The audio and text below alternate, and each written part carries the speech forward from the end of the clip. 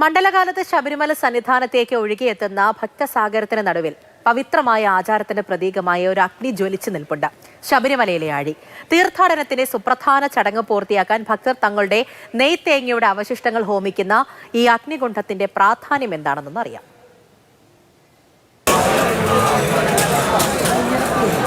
മണ്ഡല ദർശനകാലത്ത് രാപ്പകൽ ഭേദമില്ലാതെ ഇടമുറിയാതെ വീഴുന്ന തേങ്ങയിൽ എരിയുന്ന ഒരു അഗ്നികുണ്ഡമുണ്ട്. ശബരിമല സന്നിധാനത്തിന് മുന്നിലെ ഈ ആഴി, അറിയാം ആ ആഴിയുടെ പൊരുൾ.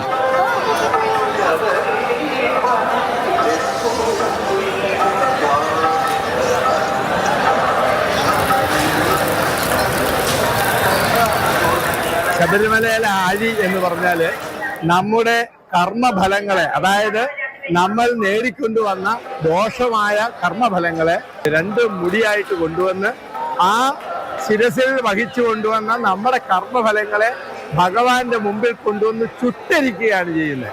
ഇനി പാപഫലങ്ങൾ ഉണ്ടാവാൻ പാടില്ല. അതാണ് ഇതിന്റെ ആഴിയിൽ നാളികേരം എറിഞ്ഞ് കത്തിക്കുന്നതിന്റെ ഭാവം. അതാണ്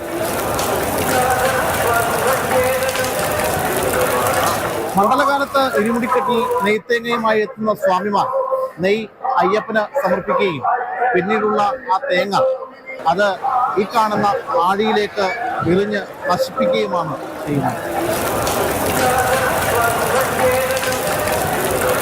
ദുഷ്ടശക്തികളെയെല്ലാം അനാശാദം ചെയ്യുന്നതിന് വേണ്ടിയിട്ട് ആഴി പൂജ വെച്ചിരിക്കുന്നു. തേങ്ങ അത് ഭഗവാന് നേദിച്ച തേങ്ങ ഇവിടെ ആഴിയിലിട്ട് കഴിഞ്ഞാൽ അത് ഭഗവാനിൽ പോയി അർപ്പിക്കുന്ന മാതിരി.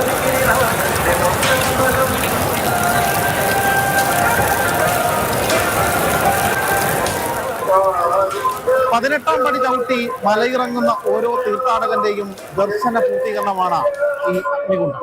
ഇവിടെ നിന്നും ഒരു പുതിയ മനുഷ്യനായിട്ടാണ് മലയിറങ്ങുന്നത്. വേണുവിനൊപ്പം ശ്യാമപ്രസാദ് മാതൃഭൂമി ന്യൂസ് സന്നിധാനം.